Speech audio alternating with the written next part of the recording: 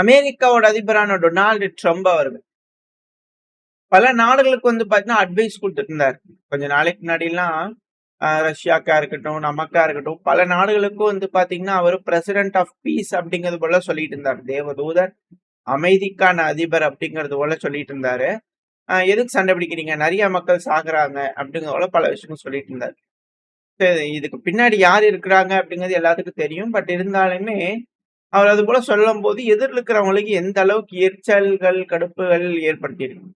இதெல்லாம் ட்ரம்ப் அவர்கள் பாத்தீங்கன்னா மீடியா இருக்கும்போது கூப்பிட்டு உட்கார வச்சு இது போல பல விஷயங்கள் பேசிட்டு இருந்தாரு. அதுவும் குறிப்பா இந்த ரஷ்யா உக்ரைன் பிரச்சனையில தான் நிறைய பேர் சாகுறாங்க அப்படிங்கிற சொல்லிட்டு இருந்தாரு. அதே போல ட்ரம்ப் அவர்களே எரிச்சலை தர மாதிரி பாத்தீங்கன்னா ஒருத்தர் பேசிக்கிறாங்க. அதுவும் இதுக்கு முன்னாடிலாம் பாத்தீங்கன்னா வெனிசுவேலாவோட முன்னாள் அதிபர் மதுரோ அவர்கள் டான்ஸ் ஆடி கடுப்பேத்தினார் அப்படிங்கிறது போலலாம் சொன்னாங்க. ஆனா ட்ரம்ப் அவர்களை பக்கத்திலேயே வச்சுட்டு அவரை பேசி கடுப்பேத்துறதுக்குன்னு ஒருத்தர் இருக்காருன்னா அது ஐரிஷோட பிரைம் மினிஸ்டர் தான், அயர்லாந்து. ஏன் அப்படின்னா அது மீட்டிங்கா போனாரு, நிறைய விஷயங்கள் பேசினாங்க. பட் இருந்தாலும் ட்ரம்ப் அவர்களை பக்கத்துல வச்சுட்டு மீடியாக்கா சந்திப்பப்போ too many peoples are dying as a result of conflict around the world. உலகம் முழுவதும் இருக்கக்கூடிய பிரச்சனைகள்னால நிறைய மக்கள் இறக்குறாங்க அப்படிங்கிறத பண்ண சொல்லிக்கிறேன். ஸோ ட்ரம்ப் அவர்களே பேசி தீர்த்துக்குங்க அப்படிங்கிறத ஒரு மெசேஜ் சொல்றாரா அப்படிங்கிற கேள்வி இருக்கு. ஏன்னா அவர் திரும்ப திரும்ப போடக்கூடிய போஸ்ட் இதெல்லாம் ஈரான் கூட அவர் போருக்கு போகும்போது எப்படி பேசுறாரு பாருங்க. இதே மற்ற நாடுகள் சண்டை பிடிச்சிக்கும் போது எப்படி பேசுறாரு, ஆனா இவரு போருக்கு போகும்போது எப்படி பேசுறாரு அப்படிங்கிறது பாருங்க அப்படிங்கிற கேள்வி. ஏன்னா என்ன இருக்கு ஈரான்ல, என்ன இருக்கு? 10 வருஷம் ஆகும் அதை ரீபில்ட் பண்ணும் அப்படின்னா. ஆனாலும் நான் ரெடியா இல்லை விடுறது. புரியுதுங்களா? மேபி ஃபியூச்சர்ல விடுவேனா இருக்கும். ஆனா ரொம்ப ஃபியூச்சர்ல விடுவேனா இருக்கும். ஆனா ஃபுல்லா போச்சு. ஈரான்ல ஒண்ணுமே இல்லை அப்படிங்கிறதோட சொல்லிக்கிறார். அதாவது இதுக்கு முன்னாடி ரெஜிம் சேஞ்ச் அப்படிங்கிற பேசினாங்க. ஆனா இப்ப ரெஜிம் சேஞ்ச் அப்படிங்கிறது போல எதுவும் இல்லை. இப்ப பாலிசி அப்படிங்கிறது பண்ண மாறி இருக்கு. முடிஞ்ச வரைக்கும் ஈரான் மேல குண்டுகளை போட்டு அது ஒரு ஃபெயில்டு ஸ்டேட்டா மாத்தி, லைக் லெபனான், சிரியா, ஈராக் போல பாத்தீங்கன்னா குண்டுகளை போட்டு முழுசும் அடிச்சு ஒண்ணுமே இல்லாத அளவுக்கு மாத்தி விட்டுறலாம் அப்படிங்கிறது போல ஒரு யோசனைக்கு வந்துட்டாங்களா அப்படின்ட்டு கேள்விகள் இருக்கு. ஏன்னா பாம்பர் ரக விமானங்கள் அதிகப்படியான குண்டுகள் போடுறாங்க அப்படிங்கும்போது நம்மளால புரிஞ்சுக்க முடியுது. ஆனாலும் ஸ்ட்ரைட் ஆஃப் ஹார்மஸும் அவங்க ஓபன் பண்ணு, இல்லைன்னா சிக்கல் தான். எத்தனை நாளைக்கு இது போல ஆயுதங்களை வச்சு அவங்க போர் செஞ்சுக்கிட்டே இருக்க போறாங்க அப்படிங்கிற கேள்விகள். ஏன் அப்படின்னா அமெரிக்காவோட கடன் இருக்கு இல்லையா, அது அதிகரிச்சுக்கிட்டே இருக்கு. இது தெரிஞ்ச விஷயம் தான். ஆனா 39 ட்ரில்லியன் டாலரை பாத்தீங்கன்னா கடன் ரீச் ஆயிருக்கு. டெப்ட், நேஷனல் டெப்ட் முதல் முறையா அமெரிக்காவோட ட்ரெஷரி பாத்தீங்கன்னா மார்ச் 16ஆம் தேதி ஒரு ரிலீஸ் பண்ணியிருந்தாங்க. 38.992 ட்ரில்லியன் பாத்தீங்கன்னா கிராஸ் ஆயிடுச்சு அப்படிங்கிறது போல. இப்போ இதே போல தொடர்ந்து நடந்துகிட்டே இருக்கு அப்படின்னா ஆல்ரெடி 39 வந்துடுச்சு இல்லையா? 39 ட்ரில்லியன் டாலர் கிட்ட பாத்தீங்கன்னா தோராயமா நெருங்கிடுச்சு. 4 மாசத்துல பாத்தீங்கன்னா 39 ட்ரில்லியன் டாலரை பாத்தீங்கன்னா கடந்துட்டு இருக்கு. 40 ட்ரில்லியன் டாலர் அளவுக்கான அமெரிக்காவோட கடன் கூடிய சீக்கிரத்துல வந்துடும். அது அக்டோபர் 2025ல 38 ட்ரில்லியன் டாலர். மார்ச் மாசத்துல 39 சம்திங் சொச்சம் 003 ட்ரில்லியன் டாலர் அப்படிங்கிறது போல கடன். இப்ப இதே போல அடுத்த செப்டம்பர், அக்டோபர், நவம்பர் அப்படிங்கும்போது 40 ட்ரில்லியனை ரீச் ஆயிரும் அப்படிங்கிறாங்க. ஸோ மாசங்கள்ல ட்ரில்லியன் கணக்குல டாலர் பாத்தீங்கன்னா அமெரிக்கா செலவு பண்ணிட்டு இருக்கிறாங்க அப்படிங்கிறது போல இதுல புரிஞ்சுக்கலாம். வருமானம் இல்லாம அவங்க எடுத்து செலவு பண்ணிட்டு இருக்கிறாங்க. பணம் பாத்தீங்கன்னா பெருமளவுல சேதங்கள் ஏற்பட்டுக்கிட்டு இருக்கு. பொருள் சேதங்கள் அப்படிங்கிறது பாத்தீங்கன்னா அமெரிக்காவோட இழப்புகள். வருமானம் ஏகப்பட்ட விஷயங்கள், ஏன்னா பெட்ரோல் டாலர் இதெல்லாம் இல்லையா. ஸோ ரிசர்வ்ஸும் இல்லை, ஒன்றும் இல்லை. ஸோ இதனால அமெரிக்கா மிக பெரும் துன்பத்துக்கும் துயரத்துக்கும் ஆளாவாங்க அப்படிங்கிறது இல்லை. இந்த ஈரான் கிட்ட பேச்சுவார்த்தை மூலியமா சுமூகமா பிரச்சனையை முடிக்கலன்னா மிக பெரும் சிக்கல் அடைவாங்க அப்படிங்கிற மாற்றத்துல. அதுக்கான காரணம் இந்த டெப்ட். அது மட்டும் இல்லாம அமெரிக்காவுக்கும் அப்புறம் இஸ்ரேலுக்கும் பாத்தீங்கன்னா அல் ஜுலானி அவர்கள் சரியா ஈசிஸ்லாம் இருப்பாங்க இல்லையா, ஹிஸ்புல்லா கூட லெபனானோட எடுத்து சண்டை பிடிக்கணும் அப்படிங்கிற யோசிக்கிறாங்க. ஏன் இறங்க மாட்டுறாங்க? லெபனான் கூட இங்க இஸ்ரேலுக்கு எகெயின்ஸ்டா ஈரானுக்கு எகெயின்ஸ்டா போலினா பரவாயில்ல, இங்க இஸ்ரேலுக்கு ஆதரவா லெபனானுக்கு எகெயின்ஸ்டா தடிக்கலாம்ல அப்படிங்கிறது போல ஒரு எண்ணங்கள் அமெரிக்காவுக்கு இருக்கும் போல இருக்குது. அழுத்தங்கள் கொடுக்குறாங்க போல தெரியுது. இத மேற்கு மீடியாக்களே டைட்டில் வச்சிருக்காங்க. அது நகைப்புக்குரியதா இருக்கு அப்படிங்கிற பல அனலிஸ்ட்டோட கருத்துக்கள். அதாவது அமெரிக்கா வந்து பார்த்தீங்கன்னா, சிரியாவுக்கு வந்து அழுத்தங்கள் குடுத்துக்கிட்டு இருக்காங்க. சீக்கிரமா லெபனான்குள்ள வந்து பார்த்தீங்கன்னா, ஹிஸ்புல்லாஹ்க்கு எதிரா டிஸார்ம் பண்றதுக்காக லெபனானோட ராணுவத்துக்கு உதவணும் டமாஸ்கஸ். டமாஸ்கஸ் இந்த சென்ஸ் சிரியாவோட கேபிட்டல். ஏன் ஹெசிட் பண்றாங்க? ஏன் பயப்படுறாங்க?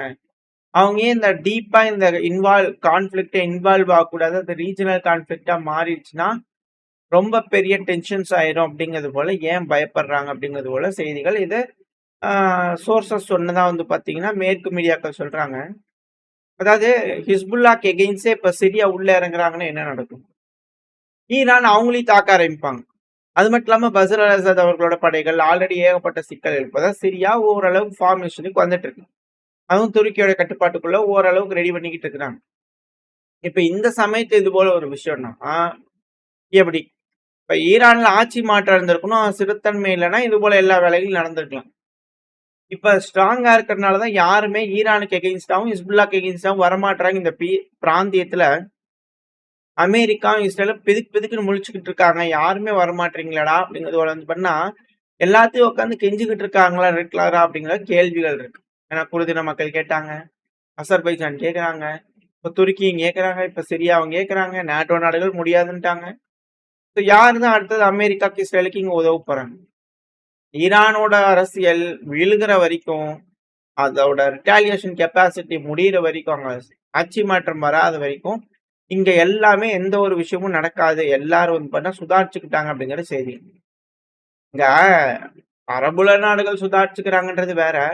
அமெரிக்க வீரர்களுக்கே பிடிக்கலையா அப்படின்ற கேள்விகள். ஏன்னா கிரீக்கோட ஒரு மீடியா வந்து பாத்தீங்கன்னா ரிலீஸ் பண்ணிக்கிறாங்க செய்திகள். அமெரிக்காவோட விமானம் தாங்கிய போர்க்கப்பல்கள் ஜிராராட் ஃபோர்ட் இருக்கு இல்லையா? ஸோ அவங்க டெலிபரேட்டா வேணுக்குன்னே தீய பத்த வச்சுட்டாங்க. ஏன்னா அவங்க இந்த போர்ல வந்து பாத்தீங்கன்னா நீண்ட நாளா இருந்துகிட்டு இருக்காங்க சர்வீஸ்ல. ஸோ அது பிடிக்காததுனால அவங்களே வேணுக்குன்னே பத்த வச்சுட்டாங்க. ஏன்னா எக்ஸ்டெண்ட் ஆயிட்டே இருக்குது டிப்ளாய்மெண்ட். போர் வேற இதா இருக்கு. ஸோ அதனால அமெரிக்காவோட ஏர்கிராஃப்ட் கேரியர் USS ஜிராராட் ஃபோர்ட் இருக்கு இல்லையா? செங்கடல் விட்டு வெளியே போறதுக்கு தயாராயிட்டு இருக்கு. அமெரிக்காவோட நேவி இது அறிவிச்சுக்கிறாங்க. USNA அப்படிங்கிற ஒரு செய்தி. United states naval institute. So அவங்க தரப்புல வந்து பண்ண இது போல செய்திகள் வந்துகிட்டு இருக்கு. ஆ அதாவது ரெட் சீல இருந்து செங்கடல்ல இருந்து அமெரிக்கா வெளியே போறாங்க அப்படிங்கிறது போல இந்த ஜிராராட் ஃபோர்ட் எடுத்துட்டு திருப்பி சுடாபேக்கு போய் ரிப்பேர் பண்ண போலாம் அப்படிங்கிறது போல. இதுல வந்து பண்ண கிரீக் மீடியா என்ன சொல்றாங்க? வேணும்னே அவங்களே பத்த வச்சுட்டாங்க. ஏன்னா செயலர்ஸ் அங்க இருக்கக்கூடிய மாலுமிகளுக்கு போர் செய்யறதுக்கும் பிடிக்கல. 2வது ரொம்ப நாளா அங்க இருக்கிறதுனால அவங்களுக்கு ப்ராப்பரான ஒரு ரெஸ்ட் எதுவுமே இல்லாததுனால அவங்களுக்கு அங்க இருக்கிறதுக்கும் பிடிக்கல.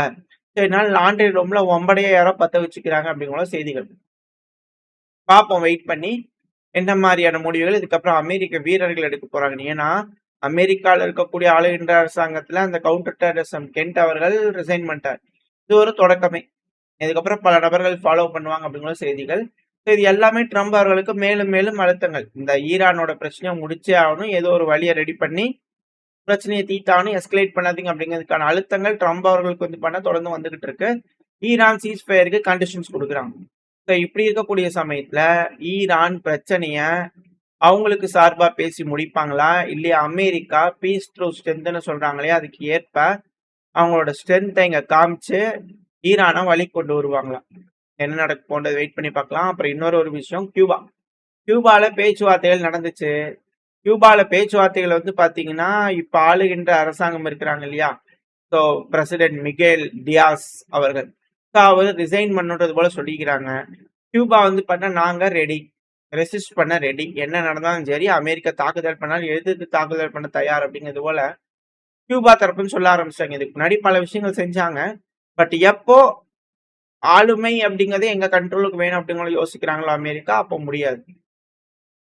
போராட தயார் அப்படிங்கிறதால கியூபா தரப்புன்னு சொல்லிக்கிறாங்க. அடுத்த யுத்தம் அமெரிக்காக்கு கியூபால ரெடியா அப்படின்ற கேள்விகள். அது மட்டும் இல்லாம சீனா டைவான ரவுண்டு கட்ட ஆரம்பிச்சிருக்கிறாங்க. அங்கேயும் ஆளுங்க போவாங்களா அப்படின்ற கேள்விகள். இதனாலதான் USS ட்ரிப்போலியா அவசர அவசரமா அந்த தெற்கு சீன கடல் பகுதியிலிருந்து எடுத்துட்டு வரீங்களா அமெரிக்கா அப்படின்ற கேள்விகள். ஓடி வராங்களா அப்படின்ற கேள்வி. வெயிட் பண்ணி பார்ப்போம். எல்லா பிராந்தியமும் அமெரிக்காக்கு எகெயின்ஸ்டா திரும்பும் போது அமெரிக்காக்கு மிக பெரும் அளவுல வீழ்ச்சி, எதிர்காலத்துல கண்ணுக்கு முன்னாடி தெரியுதுன்னு பல அனலிஸ்ட்டோட கருத்துக்கள் நடக்குதா என்னது வெயிட் பண்ணி பார்க்கலாம். ஓரளவுக்கான தகவல்கள் இந்த பதிவுல பார்த்திருப்போம்னு நினைக்கிறேன். இதோட இந்த பதிவ நாம முடிச்சுக்கலாம். இந்த பதிவு எப்படி இருந்துச்சு உங்களுக்கு பிடிச்சிருக்கா? பிடிச்சுனா லைக் பண்ணுங்க. உங்க ஃப்ரெண்ட்ஸ் நம்மட்ட ஷேர் பண்ணிக்கோங்க. அது கூடவே மறக்காம நம்ம சேனலை சப்ஸ்கிரைப் பண்ணலாம். மறக்காம சப்ஸ்கிரைப் பண்ணிக்கோங்க. அப்பதான் நம்ம போடக்கூடிய வீடியோக்கள வச்சு YouTube 4 பேத்துக்கு ப்ரமோட் பண்ணும். உங்களோட அன்பு ஆதரவு எனக்கு எப்ப இருக்கணும்னு நம்பிக்கையில அடுத்த பதிவுல உங்கள சந்திக்கிறேன். Stay safe. பை.